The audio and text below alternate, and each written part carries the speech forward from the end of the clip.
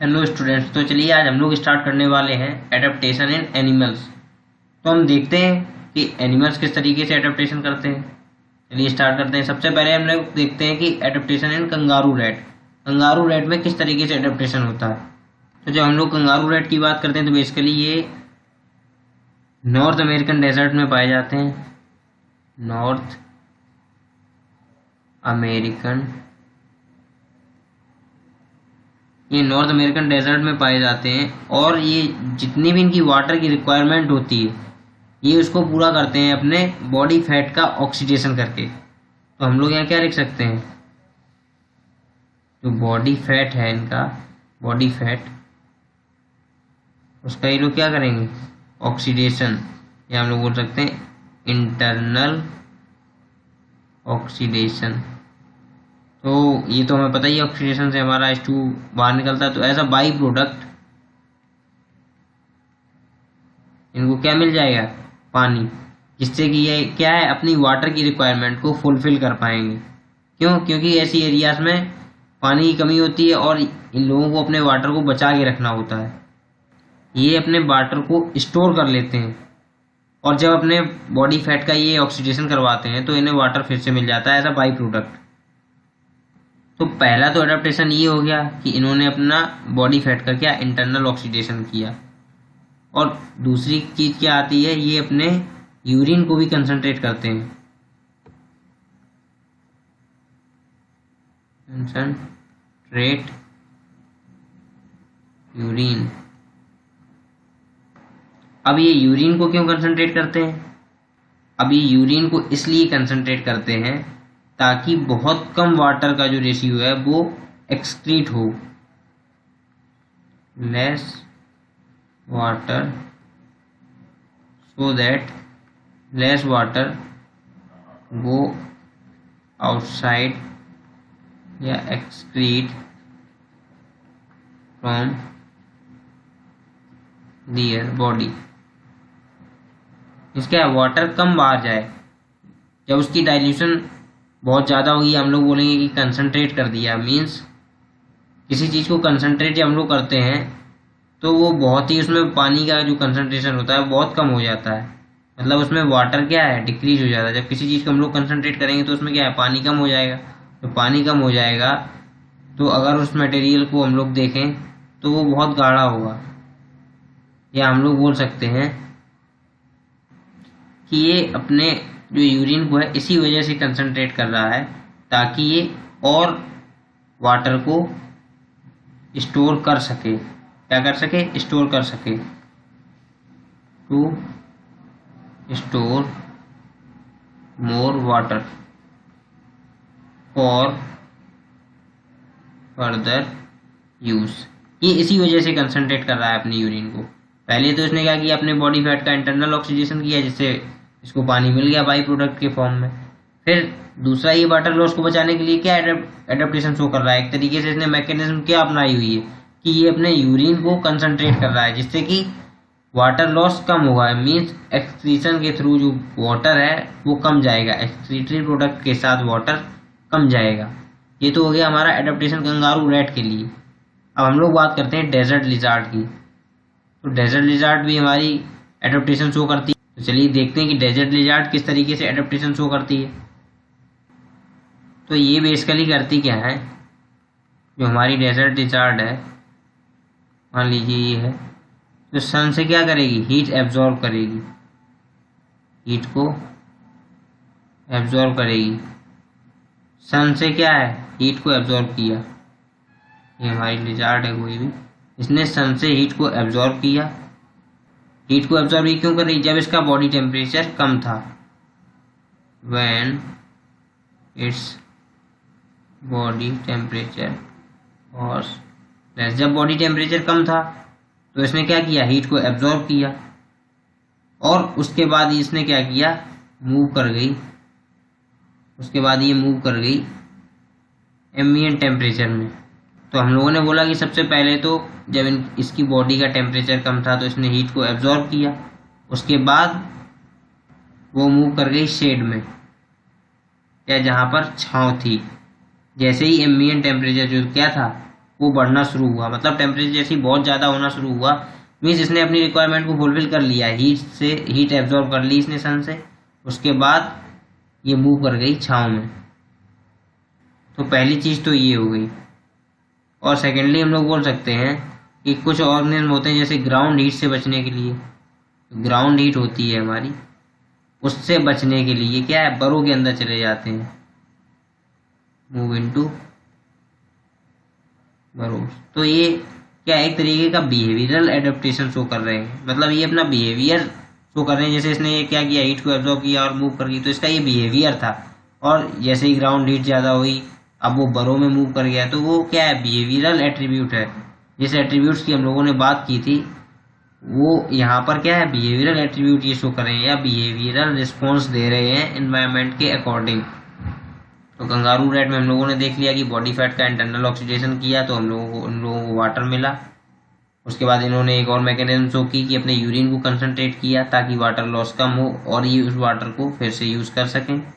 वहीं desert lizard की जब हम लोगों ने बात की तो इन्होंने हीट को एब्जॉर्ब किया, उसके बाद छाँव में चली गई।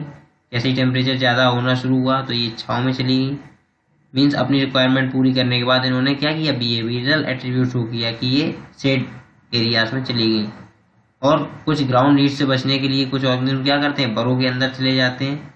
तो इसी तरीके कुछ बिहेवियरल रिस्पॉन्सेस शो किए कंगारू रैट ने भी और डेजर्ट ने भी। डेजर्ट लिजार्ड ने हमारी कुछ बिहेवियरल रिस्पॉन्स शो किए, वहीं हमारे कंगारू रैट ने अपने इंटरनल फिजियोलॉजी में चेंजमेंट शो किया या कुछ एडोप्टेशन शो किया, जैसे कि हम लोगों ने यहाँ देखा। तो अब हम लोग देखते हैं कि मैमल्स में किस तरीके के एडोप्टेशन होते हैं। जैसे कि हम लोग अब देखते हैं कि एडेप्टेशन इन मैमल्स में किस तरीके के एडेप्टेशन होते हैं। तो जैसे हमें इस फिगर में दिख रहा है कि ये पोलर बियर है, तो हम लोगों ने दिख रहा है कि the polar bear has small ear and tail, this adaptation minimize the heat loss. तो इनके क्या है, जो ईयर हैं और टेल हैं वो क्या है, छोटे हैं, ताकि क्या हो, हीट लॉस कम हो, रिड्यूस हीट लॉस। तो इनके जो लिम्ब है या ईयर है, टेल्स हैं, ये क्या है, बहुत छोटे हैं, जिसकी वजह से हीट लॉस कम होगा। यही हमारा एलन रूल क्या बोलता है, यहाँ पर हमारा एक टर्म आता है एलन रूल। तो एलन रूल हमारा यही बोलता है जो हमने इस फिगर में देखा, क्या कि mammals from colder region generally have shorter ear and limb to minimize the heat loss. तो अगर इनके ईयर जो शॉर्ट होंगे और लिम्ब शॉर्ट होंगे तो क्या होगा, हीट लॉस कम होगा। तो ये था हमारा एलन रूल। और वैसे ही हमने इस फिगर में भी देखा था कि द पोलर बियर है small ear and tail, this adaptation minimize the heat loss. तो इसकी वजह से क्या है कि सरफेस एरिया जो होगा क्या होगा, वो कम होगा। अगर सरफेस एरिया कम होगा तो जो हीट लॉस होगा वो भी कम होगा हमारा। तो इस वजह से इन्होंने ये एडेप्टेशन अपनाया हुआ है कि जो इनके ईयर है, टेल है और लिम्स है वो क्या है, शॉर्ट होते हैं, तो हीट लॉस कम होगा। वही हमारे पास एक और फिगर है जिसमें हम लोगों को सील दिख रहा है, ये हमारा रिबन सील है। तो सील में क्या होता है, बेसिकली इनकी जो स्किन होती है, इसके नीचे एक फैट की थिक लेयर होती है। जैसे ये स्किन है, इसके नीचे एक थिक लेयर होगी फैट की, फैट क्या होगी, thick layer of fat, thick layer of fat, जो कि इसका वर्क करेगी, इंसुलेटर का वर्क एस, यह हम लोग बोल सकते हैं कि एक रजाई की तरह वर्क करेगी कि ये क्या हीट को बाहर नहीं जाने देगी, हीट बाहर नहीं जा पाएगी। तो क्या होगा, हीट लॉस कम होगा। ये इंसुलेटर की तरह वर्क करेगी टू रिड्यूस हीट लॉस। तो ये बात तो हो गई सील्स की कि इनके स्किन के नीचे क्या एक फैट की थिक लेयर होती है, ये जैसे कि आपको दिख रहा है, तो जिससे क्या है, हीट लॉस नहीं होता है। तो इस तरीके से हमारे कुछ मैमल्स जो होते हैं वो एडेप्टेशन शो करते हैं ताकि इनकी बॉडी से हीट लॉस ना हो और ये कोल्डर रीजन में सरवाइव कर पाएँ। तो दे reduces heat loss to survive in colder climatic conditions. चलिए ये बात तो होगी हमारे मैमल्स की। तो अब हम देखते हैं कि हायर एल्टीट्यूड पर ह्यूमन में किस तरीके के एडेप्टेशन होते हैं। तो चलिए हम लोग बात करते हैं कि हायर एल्टीट्यूड पर ह्यूमंस किस तरीके के एडेप्टेशन शो करते हैं। तो सबसे पहले तो जैसे हमने बात की कि रोहतंग पास नियर मनाली में भी बहुत हायर एल्टीट्यूड है, ग्रेटर देन 3500 मीटर्स, और मानसरोवर में, तो यहाँ के लोग सफ़र करते हैं एल्टीट्यूड सिकनेस से। अब एल्टीट्यूड सिकनेस बेसिकली होता क्या है? एल्टीट्यूड सिकनेस जब कोई, जैसे हम हैं, कोई इंडिविजुअल है बहुत ज़्यादा ऊंचाई पर जाता है तो उसे एल्टीट्यूड सिकनेस होती है।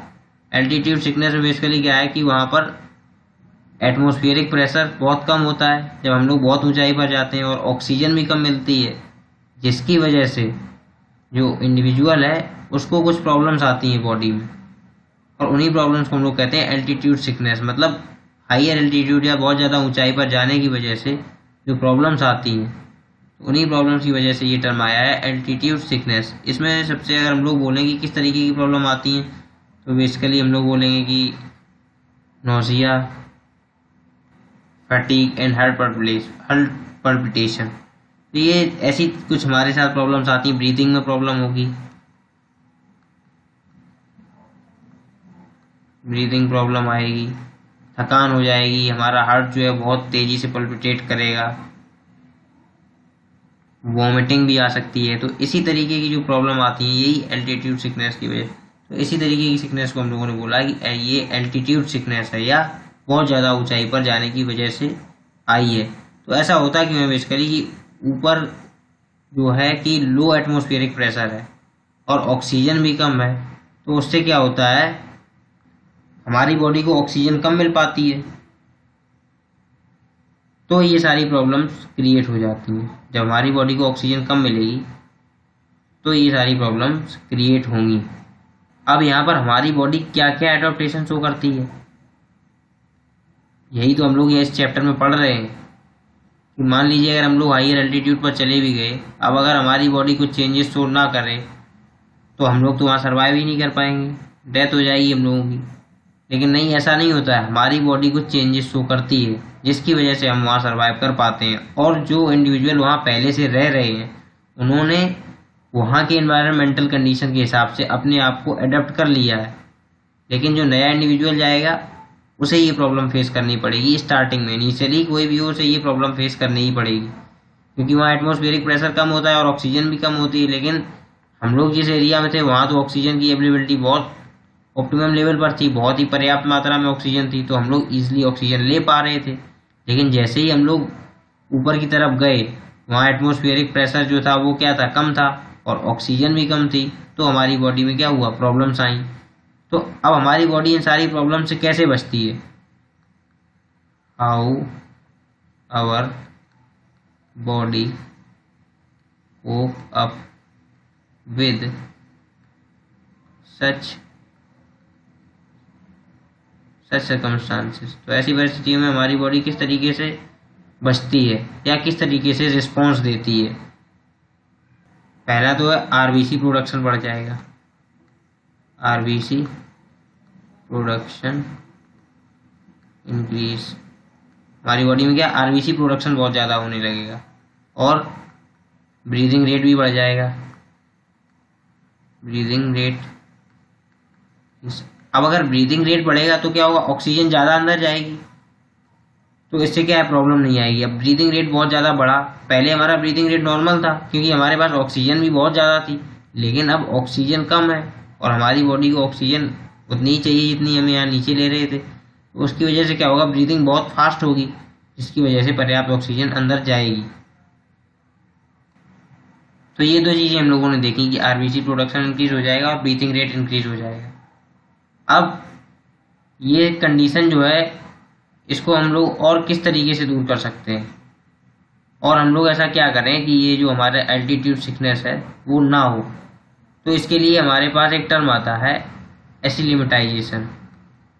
क्या टर्म आता है हमारे पास, एसिलिमेटाइजेशन। तो इसका मतलब क्या होता है, एडेप्टेशन टू